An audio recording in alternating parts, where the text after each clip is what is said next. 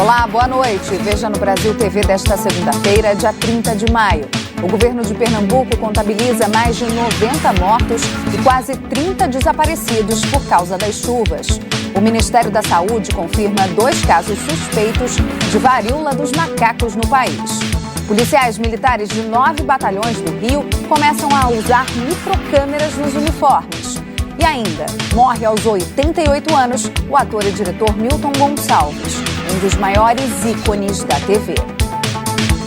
Agora no Brasil TV.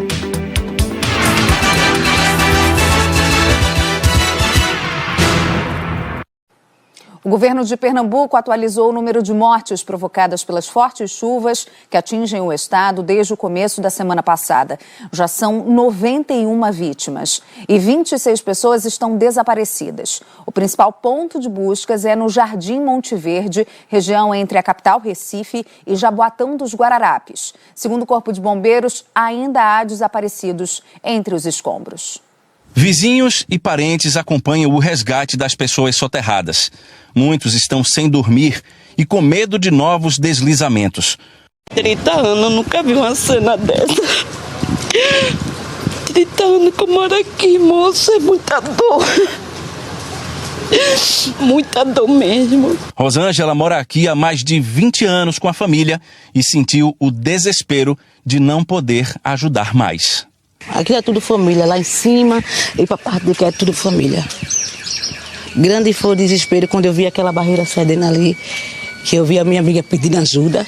Meu menino desceu nas carreiras para ajudar ela e ajudar o esposo. Mas a outra, em compensação, a outra não teve jeito para tirar. A minha sobrinha Thaís, não teve jeito para tirar ela não. Olha, pai, meu Deus, vida, olha. Ai, meu Deus. Ai, meu Deus. Ai, Jesus. Faleceu minha irmã, faleceu meu cunhado, faleceu 11 pessoas da família, não foi fácil não, foi difícil. Difícil mesmo, não esperava isso não, de jeito nenhum. Tiago foi atingido pela queda de barreira quando foi até a casa da avó tentar salvar a família. Perdeu a mãe, os avós e primos. Na casa de minha avó, fui tentar chamar ele para eles saírem. Todo mundo morreu e eu fiquei. Eu só pensava em Deus. Eu estava imprensado, não estava sem respirar. E graças a Deus o meu colega aqui, ele chegou na hora também e consegui escapar. O trabalho do Corpo de Bombeiros não parou durante a madrugada.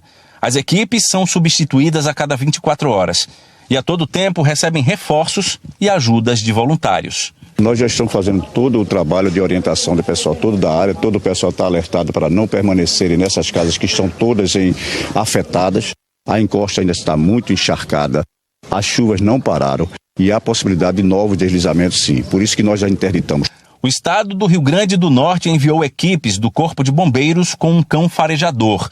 Fênix conseguiu encontrar 2 corpos em Jardim Monte Verde. Mas a chuva que volta a todo tempo, o terreno encharcado e as informações desencontradas têm dificultado o trabalho de buscas. O primordial complicador que a gente tem é a desinformação. Então, a comunidade, ela traz para a gente, por exemplo, que aqui tinha 19 pessoas. Só que eram 19 pessoas de quando? Quantas foram retiradas? E essa atualização a gente tenta manter uma centralização disso lá no posto de comando. Em princípio, no dia de ontem, a gente já fez a retirada de 7 vítimas. Essa vai ser a primeira das vítimas, esperamos que sejam todas retiradas ainda hoje. O presidente Jair Bolsonaro sobrevoou hoje as áreas mais atingidas pelas chuvas em Pernambuco. A dor de quem perdeu parentes no deslizamento de Jardim Monte Verde, em Jaboatão dos Guararapes, é grande. Por estarem perto do lugar do acidente, por lembrarem dos momentos de desespero quando a lama desceu e tirou a vida de muita gente. Mas é daqui que também vem o acolhimento e a ajuda. Luiz Carlos mora na comunidade e trouxe comida. É porque a turma precisa, né? A turma precisa, tem que dar maior força, né? Quanto mais força, melhor, né? Luclécia se juntou a outras moradoras da comunidade. Juntas, elas têm preparado refeições. A gente está com as 6 pessoas. A moça está cedendo na casa. Aí agora a gente conseguiu um gás, porque tem que esquentar sopa, tem que esquentar as churrascas que está chegando, fazer café, tudo isso. Então assim, a gente tem um ponto. Se chegar para a gente fazer, a gente desenrola ali e faz. O problema é o povo trazer para nos ajudar. A cobertura completa das chuvas em Pernambuco daqui a pouco no Jornal Nacional. A chuva também não dá trégua em Alagoas. Em Coruripe, no litoral sul do estado, uma barreira desabou e atingiu 4 casas. Um idoso morreu soterrado. Andréia Rezende tem outras informações.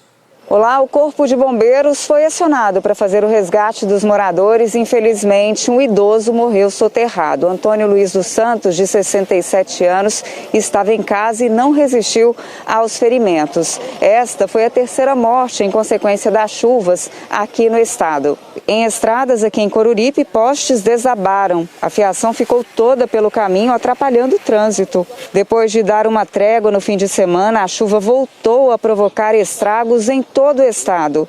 Em Feliz Deserto, no litoral sul, o nível do rio subiu novamente e o principal acesso à cidade ficou alagado. Vários bairros da capital Maceió ficaram alagados também. Um carro caiu de uma ponte porque a motorista não tinha visibilidade da estrada. Além da motorista, 2 passageiras estavam no veículo e ninguém ficou ferido. O temporal e forte ventania derrubaram 2 árvores em vias da cidade. Em Rio Largo, na região metropolitana, ruas foram inundadas e a água invadiu as casas. Aqui em Alagoas, já são mais de 10 mil pessoas desabrigadas ou desalojadas. Voltamos ao estúdio do Brasil TV. O Ministério da Saúde foi notificado sobre os 2 primeiros casos suspeitos da varíola do macaco aqui no Brasil. Um no Ceará e outro em Santa Catarina. A Organização Mundial da Saúde afirma que é improvável que a doença evolua para uma pandemia.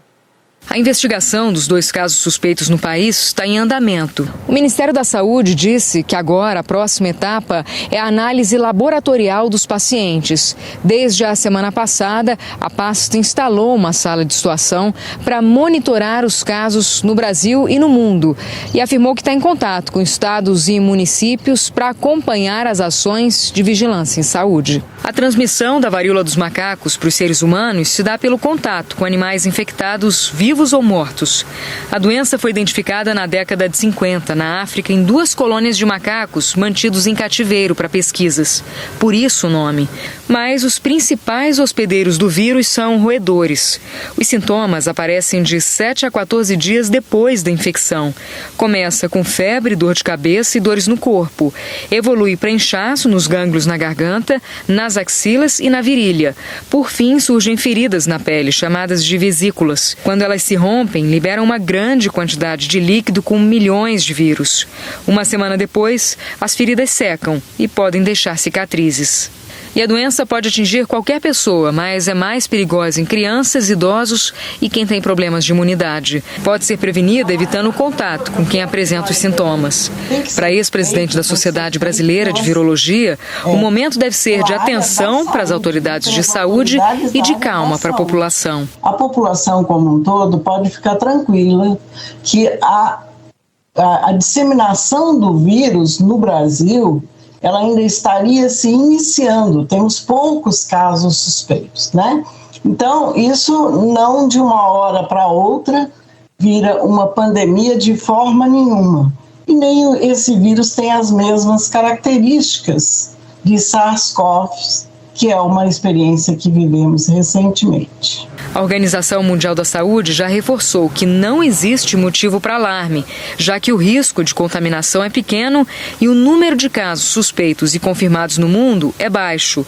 A secretária do Programa de Emergências da OMS, Rosamund Lewis, afirmou hoje que até o momento não há preocupação de que a varíola dos macacos possa se tornar uma pandemia global.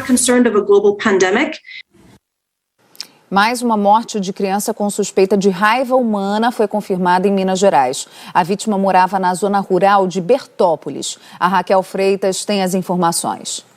Essa menina ela tinha 4 anos e o caso dela foi notificado na última sexta-feira. No dia seguinte, no sábado, infelizmente ela não resistiu aos sintomas da doença e a morte dela foi confirmada. Esse ainda é um caso suspeito, está sob investigação e a Secretaria de Saúde aqui de Minas aguarda o resultado dos exames para confirmar se de fato a morte é decorrente da raiva humana. Além desse caso, outros 4 já foram notificados aqui no estado neste ano. Um foi descartado, mas 3 foram confirmados. Todos esses 3 casos casos em moradores da zona rural de Bertópolis, no Vale do Mucuri. E, infelizmente, nesses 3 casos confirmados, 2 garotos de 5 e 12 anos e uma menina de 12, todos eles evoluíram aí para óbito, nenhum deles conseguiu resistir aos sintomas da doença. Todos os 3 eram da etnia Machacali e viviam numa reserva indígena na zona rural de Bertópolis. Nos 2 primeiros casos, que são os dos adolescentes, ambos estão relacionados com a mordida de um mesmo morcego. No 3º caso, do menino de 5 anos, não tinha nenhum sinal aí de mordida ou arranhão de morcego, mas a Secretaria de Saúde decidiu fazer a investigação e aí, quando veio o resultado do exame, veio o resultado positivo para a raiva humana. E para tentar conter novos casos da doença na região, o governo tomou uma série de medidas, entre elas aí o reforço da vacinação antirrábica na região. Até agora, cerca de 2.000 pessoas já tomaram as 2 doses da vacina contra a doença. E por causa da baixa procura pela vacinação infantil contra a Covid e contra a gripe, a cidade de Betim, em Minas Gerais, voltou a adotar o uso de máscaras em ambientes escolares. O Sávio sabe direitinho porque a máscara é importante. Serve para proteger as pessoas não só da Covid, também das gripes, pneumonia, bronquite, essas coisas que pode pegar de outras pessoas. E é por isso que nas escolas de Betim, a proteção cobrindo boca e nariz voltou a ser obrigatória a partir de hoje.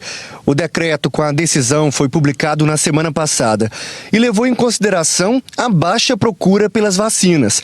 Até então, pouco mais da metade das crianças da cidade tinha tomado as 2 doses da vacina contra a Covid e só 25% tinham se protegido contra a gripe. Os ambientes escolares, eles, em todos os seus níveis, né, seja educação infantil, média, ensino superior, eles promovem muito a aglomeração. Então, o uso das máscaras vem como uma medida preventiva na transmissão das doenças respiratórias. A gente vai continuar analisando os nossos indicadores epidemiológicos, mas provavelmente nesse período de outono e inverno deve permanecer essa medida. Apesar do município ter considerado os índices de vacinação das crianças, a decisão de voltar com a obrigatoriedade das máscaras em salas de aula vale para todos os níveis da educação, infantil, fundamental, técnico, até superior. E isso nas redes pública e também particular daqui da cidade. Betim tem mais de 60 mil estudantes só na rede municipal. Nas escolas, os cartazes falando sobre a importância do uso da máscara estão de volta. As instituições tiveram de quinta-feira até hoje para avisar pais e alunos sobre a mudança. Alguns estão gostando e outros não. É muito importante a volta da máscara porque a gente pode proteger, porque tem muitas pessoas que têm doenças respiratórias. E a gente fala agora do incêndio na Feira dos Importados no Distrito Federal. O fogo começou de madrugada e destruiu completamente 14 bancas de um dos blocos da feira. O Corpo de Bombeiros passou a manhã trabalhando no rescaldo. Pela manhã, os bombeiros divulgaram um balanço atualizado do prejuízo causado pelo incêndio, que é considerado de grandes proporções. Foram 14 boxes totalmente destruídos e indiretamente cerca de 30 boxes atingidos. A fumaça é um material combustível, então ela pega fogo, ela aquece e derreteu muita coisa ao redor ali das bancas atingidas. Apesar da gravidade, ninguém se feriu. As causas do incêndio só devem ser divulgadas em 30 dias, quando sai o laudo da perícia.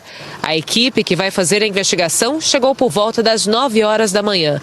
E também voltaram as equipes de combate a incêndio. É que até hoje cedo tinha pontos quentes e de fumaça, que causavam preocupação. Um objeto chamou a atenção dos militares, um botijão de gás encontrado com a válvula rompida. Provavelmente houve a liberação de gás, que pode ter contribuído para que o incêndio se alastrasse. E o botijão estava em lojas, não na parte de alimentação. E no meio do rescaldo do incêndio, uma operação de combate ao contrabando de cigarros eletrônicos. Por coincidência, a Polícia Federal veio até aqui hoje, acompanhada da Vigilância Sanitária, da Polícia Militar e da Polícia Civil. Segundo a Anvisa, é proibido comercializar, importar e fazer propaganda de cigarros eletrônicos. E a PF suspeita que uma banca aqui da feira seja o local de origem de parte dos produtos vendidos no DF. Os agentes cumpriram um mandado de busca e apreensão no quiosque. A Polícia Federal investiga também se existe uma associação ou organização criminosa. O material apreendido vai ser encaminhado à Receita Federal. A cooperativa da Feira dos Importados afirmou que a operação da Polícia Federal no local foi um caso isolado em um quiosque e que isso não reflete a atuação dos cooperados. E na zona leste de Manaus, um incêndio atingiu uma fábrica de papel. O Juscelio Paiva conta pra gente.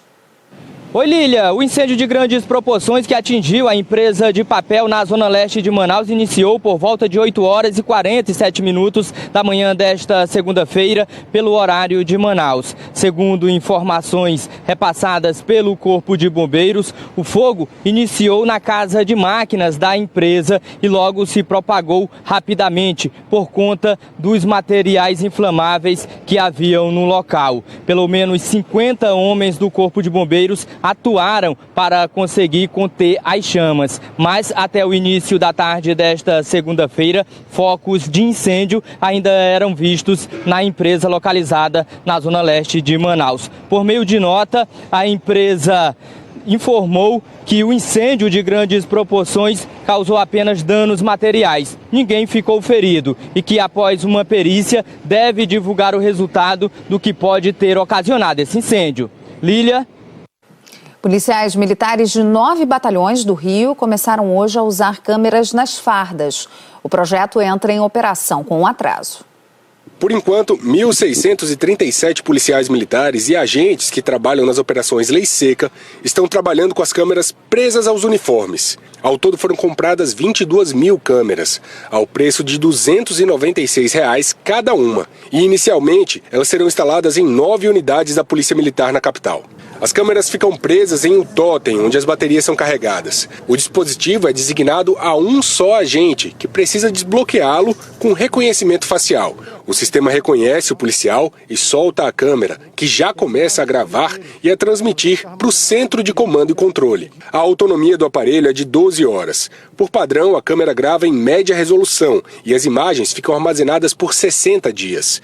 Existe ainda a possibilidade de ativar o modo HD. Nesse caso, as imagens são registradas em alta definição e ficam salvas em uma nuvem por até 1 ano. Tanto o policial em ação quanto o agente que estiver acompanhando do centro podem acionar o HD. Os órgãos de controle, como as corregedorias, a Defensoria e o Ministério Público, poderão pedir as imagens. As gravações das ações da PM deveriam ter começado no dia 16 deste mês, mas a empresa que ganhou a licitação, a L8 Group, atrasou a entrega alegando problemas técnicos. A lei que orienta a instalação das câmeras corporais, sancionada no ano passado pelo governador Cláudio Castro, é uma atualização da lei de 2009, que previa a instalação das câmeras nas viaturas. O uso do equipamento foi determinante para esclarecer, por exemplo, o assassinato de um adolescente na favela da Palmeirinha, em Honório Gurgel, em 2015.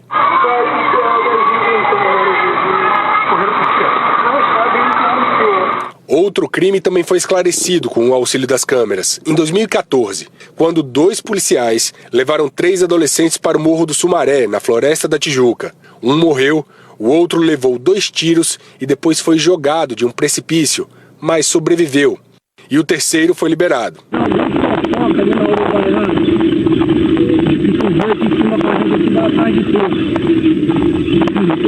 Os 2 policiais foram condenados pelo homicídio. Atualmente, a lei que obriga o uso das câmeras nas viaturas não está sendo cumprida. As câmeras corporais já são usadas em outros estados, como em São Paulo.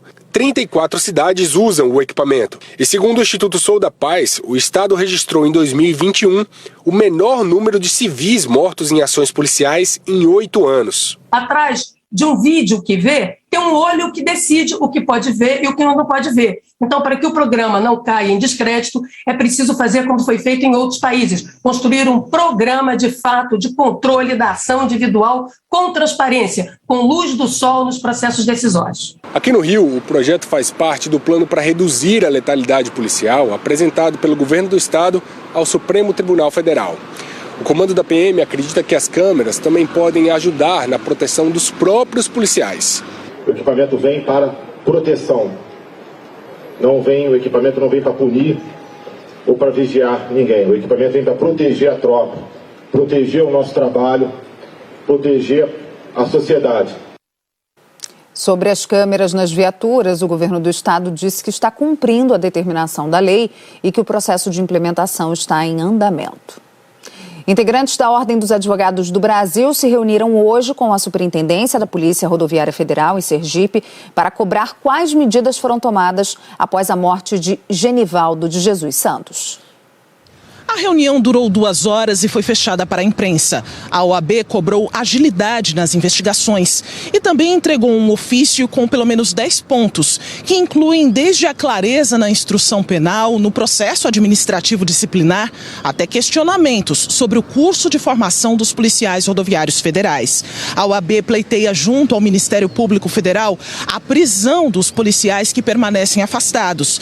E ficou definido também que a ordem deve promover toda a assistência necessária à família da vítima. A família quer saber por quê. Se fosse um marginal qualquer, já estaria preso.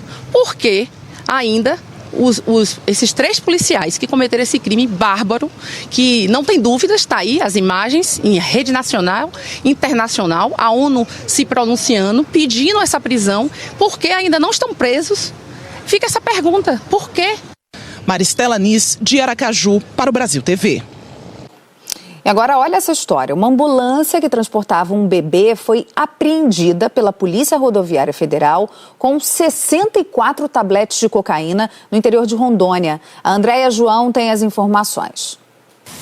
A Polícia Rodoviária Federal estava realizando o monitoramento do uso correto do cinto de segurança e do uso da cadeirinha quando foi feita a abordagem a esta ambulância.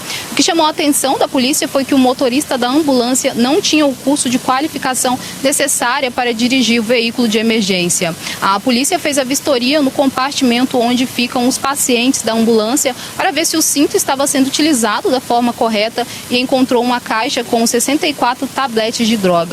No total, 21 tabletes de cloridrato de cocaína e 43 de pasta base. A droga foi apreendida no domingo, na BR-425, em Guajará-Mirim. Estava sendo transportada em uma ambulância que pertence à Prefeitura Municipal de Guajará-Mirim. No veículo estava também uma criança de 2 meses de idade que seria levada para o hospital de Porto Velho. O motorista de 43 anos de idade foi levado para a delegacia e permanece à disposição da Justiça. Já a criança de 2 meses foi levada para o hospital de Porto Velho por outro veículo de emergência. E a seguir, o adeus a Milton Gonçalves. O ator e diretor, um dos maiores ícones da TV, morreu hoje no Rio, aos 88 anos.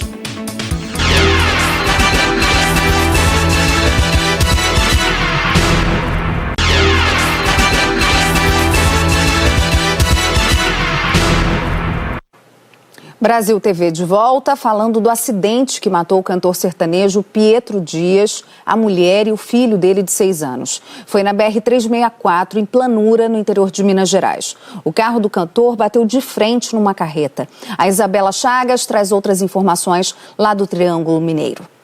Situação muito complicada, a situação da rodovia está bem precária. Infelizmente, esse acidente aconteceu no último sábado. O cantor Pietro, ele seguia sentido a cidade de Frutal, município, onde ele morava com a família. Em dado momento, ele acabou batendo de frente contra um caminhão. Ele morreu na hora. A esposa e o filho de 6 anos chegaram a ser levados para o hospital de Planura, mas não resistiram aos ferimentos e morreram. E a gente ainda não recebeu informações exatas sobre o que teria causado esse acidente, mas conforme eu citei, infelizmente a rodovia está com vários buracos e há informação possível de que ele teria tentado desviar de um dos buracos, e acabou batendo contra esse caminhão. O cantor Pietro era muito conhecido no município de Frutal, fazia diversos shows na cidade, na região também. O enterro foi ontem por volta das 7 horas da noite. Nas redes sociais, vários manifestos de moradores da cidade fazendo homenagens para o cantor, mas também pedindo a reparação dessa rodovia que há vários anos segue aí com esse problema. DENIT informou que deve começar obras emergenciais na rodovia nos próximos dias. E morreu hoje, aos 88 anos, o ator Milton Gonçalves. Milton era mineiro, mas começou a carreira em São Paulo, no teatro. O ator era um militante do movimento negro. Entrou para a televisão na década de 1960, numa participação em O Vigilante Rodoviário, na extinta TV Tupi. Depois, na Globo, ficou conhecido por trabalhos marcantes em novelas como Bem Amado, Pecado Capital e Sim a Moça. A última novela que o ator participou na Globo foi O Tempo Não Para, quando interpretou o catador de materiais recicláveis Eliseu. Milton Gonçalves morreu em casa, segundo a família, por consequências de problemas de saúde decorrentes do AVC sofrido em 2020. A cobertura completa sobre a despedida a Milton Gonçalves daqui a pouco no Jornal Nacional. O Brasil TV fica por aqui, lembrando que o Jornal Nacional começa às 8h30 da noite, hora de Brasília. Boa noite para você, até amanhã.